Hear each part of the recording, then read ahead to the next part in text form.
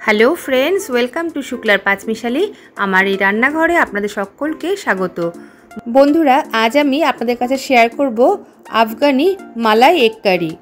খেতে কিন্তু অসাধারণ হয়।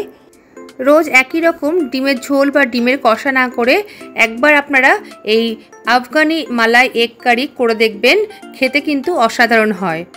রুটি, পরোটা, ভাত, ফ্রাইড রাইস, পোলাও সবের সাথে কিন্তু খেতে দুর্দান্ত লাগে। যে সকল বন্ধুরা রোজ আমার রেসিপিগুলো দেখছেন, আপনাদেরকে অসংখ্য ভালোবাসা, অনেক ধন্যবাদ। আপনারা আমার সঙ্গে থাকবেন। তো চলুন রেসিপিটা আমি শুরু করি। তো বন্ধুরা, আমি এখানে 6টা ডিম সিদ্ধ করে নিয়েছি। আর ডিমগুলোর গায়ে আমি এইভাবে একটুখানি চির করে নিচ্ছি। দেখবেন চির করতে গিয়ে যেন ডিমটা পুরোটা কেটে না যায়, খুব সাবধানে কিন্তু এই কাটগুলো লাগিয়ে দেবেন।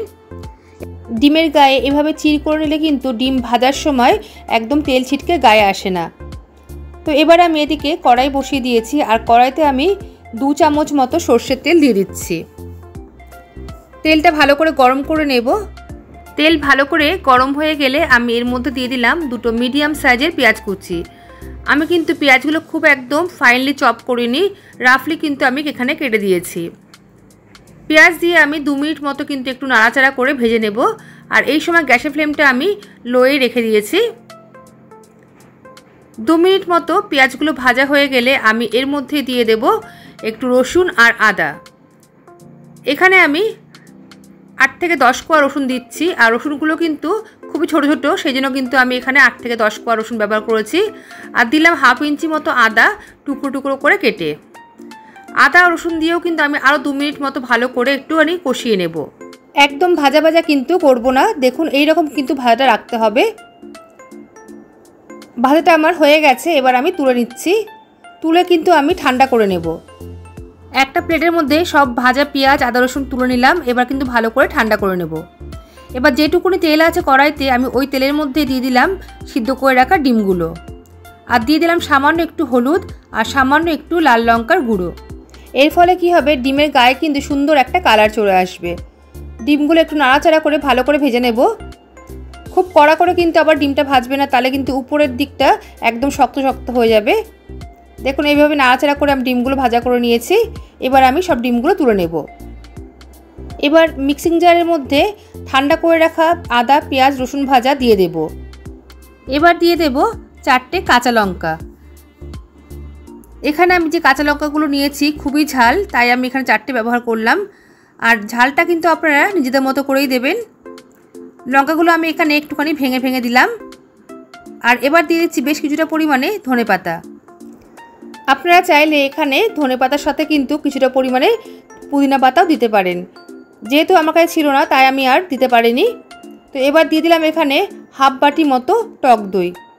এবার খুব ভালো করে একটা ফাইন পেস্ট আমি তৈরি করে নেব। দেখুন খুব সুন্দর একটা কিন্তু পেস্ট তৈরি হয়ে গেছে। এবার এদিকে ওই কড়াইয়ের মধ্যে আমি আবারও 2 টেবিল চামচ মতো সরষের তেল দিয়ে দিলাম। তেল গরম হয়ে গেলে আমি এর মধ্যে দিয়ে দিলাম 3টে এলাচ, 2টো লবঙ্গ আর একটুখানি দারচিনি ফোড়ন। কয়েক সেকেন্ড একটুখানি নাড়াচাড়া করে নেব। কয়েক সেকেন্ড পর আমি এর মধ্যে ফোড়ন দেব সাদা জিরে। 1/4 টিস্পুন মতো আমি এখানে সাদা জিরে ফোড়ন দিলাম। কয়েক সেকেন্ড আবারও আমি নাড়াচাড়া করে নেব। যখন সুন্দর একটা গন্ধ বেরোবে, তখন আমি দিয়ে দেব বানিয়ে রাখা পেস্ট। সম্পূর্ণ পেস্টটাই কিন্তু আমি এখানে ঢেলে দিলাম। পেস্টটা দেওয়ার পর খুব ভালো করে কিন্তু কষিয়ে নিতে হবে। এখানে এই মশলাটা যত ভালো করে কষানো হবে, স্বাদটা কিন্তু দুর্দান্ত হবে। দেখুন খুব ভালো করে কিন্তু এভাবে কষিয়ে নিতে হবে। প্রায় 2 মিনিট ধরে এভাবে আমি কষিয়ে নেব। আর এটা কষানোর সময় যেহেতু একটুখানি ছিটকাচ্ছে, সেই জন্য আমি এখানে প্রথমেই নুনটা দিয়ে দেব। তো আমি এখানে একেবারেই স্বাদ মতো নুনটা কিন্তু দিয়ে দিলাম। নুন দেওয়ার পর আবারও আমি ভালো করে কিন্তু কষিয়ে নেব। কয়েক সেকেন্ড কিন্তু খুব ভালো করে আমি আবারও কষিয়ে নিলাম। এরপর আমি মিক্সিং জারটা ধুয়ে একটুখানি জল আমি দিয়ে দেব। জল দেওয়ার পর আবারও কিন্তু আমি ভালো করে কষিয়ে নেব। প্রায় 2 মিনিট মতো কিন্তু আমি এই মশলাটাকে কষিয়ে নিলাম। এরপর আমি ঢাকা দিয়ে দেব। ঢাকা দিয়ে প্রায় 2 থেকে 3 মিনিটের জন্য কিন্তু মশলাটা ভালো করে কষিয়ে নেব। 2 থেকে 3 মিনিট পর আমি ঢাকাটা খুললাম। দেখুন মশলা থেকে কিন্তু তেল ছাড়তে শুরু করে দিয়েছে। আবারও একটু আমি ভালো করে নাড়াচাড়া করে দেব। বন্ধুরা এই পর্যায়ে আমি 1 টিস্পুন মতো ধনের গুঁড়ো আর সামান্য হলুদ গুঁড়ো কিন্তু এখানে অ্যাড করেছিলাম, যেটা আমার স্কিপ হয়ে গেছে ভিডিওটা। গুঁড়ো মশলা দিয়ে প্রায় 2 মিনিট মতো কষিয়ে নেওয়ার পর আমি এখানে দিয়ে দিলাম 2 টেবিল চামচ মতো ফ্রেশ ক্রিম। ফ্রেশ ক্রিম দিয়েও আমি আবারও কিন্তু ভালো করে কষিয়ে নেব।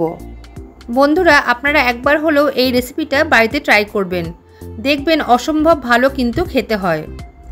ফ্রেশ ক্রিম দিয়ে আমি আবারও 1 থেকে 2 মিনিট মতো কিন্তু কষিয়ে নিয়েছি। দেখুন তেল ছাড়তে শুরু করে দিয়েছে। এবার আমি এর মধ্যে দিয়ে দেব পরিমাণ মতো জল। এই রান্নায় কিন্তু ঝোলটা বেশি হয় না, খুব ঝোল ঝোল হলে কিন্তু একদমই ভালো লাগবে না, তো সেই বুঝে কিন্তু জলটা দিতে হবে। এবার আমি ঢেকে দেব ঝোলটা ফুটে ওঠার জন্য। দেখুন ঝোলটা কিন্তু ফুটে উঠেছে। এবার আমি সব ডিমগুলো এর মধ্যে দিয়ে দেব। ডিমগুলো দেওয়ার পর একটুখানি নাড়াচাড়া করে দেব। নাড়াচাড়া করে দিয়ে তারপর আমি কিন্তু ঢেকে রান্নাটা করব। 5-6 মিনিট ঢেকে রান্না করলে কি হবে, এই ডিমের মধ্যে সব মশলাগুলো কিন্তু ভালো মতো ঢুকে যাবে। 5-6 মিনিট পর ঢাকাটা খুললাম। দেখুন ঝোলটা কিন্তু বেশ সুন্দর ঘন হয়ে গেছে আর দেখতেও কিন্তু খুব সুন্দর লাগছে। এর থেকে কিন্তু বেশি ঝোল আর ঘন করব না, কারণ যখন ঠান্ডা হয়ে যাবে ঝোলটা কিন্তু অনেকটাই ঘন হয়ে যাবে। তাহলে বন্ধুরা তৈরি হয়ে গেছে আফগানি মালাই এগ কারি। তাহলে আজকের এই রেসিপি আপনাদের কেমন লাগলো অবশ্যই কিন্তু জানাবেন লাইক কমেন্টের মাধ্যমে। রেসিপি যদি ভালো লাগে অবশ্যই শেয়ার করবেন আর চ্যানেলটি সাবস্ক্রাইব করে আমার পাশে থাকবেন। পাশে থাকা বেল বাটনটা অবশ্যই ক্লিক করবেন, সঙ্গে অল বাটনটাও কিন্তু ক্লিক করে দেবেন, তাহলে যখন নতুন কোনো রেসিপি আমি আপলোড করব সবার আগে আপনাদের কাছে নোটিফিকেশান পৌঁছে যাবে। তাহলে বন্ধুরা আজ এই পর্যন্তই, আসবো আবার অন্য কোনো রেসিপি নিয়ে। সবাই ভালো থাকবেন, সুস্থ থাকবেন। সবাইকে আজকের মতো টাটা।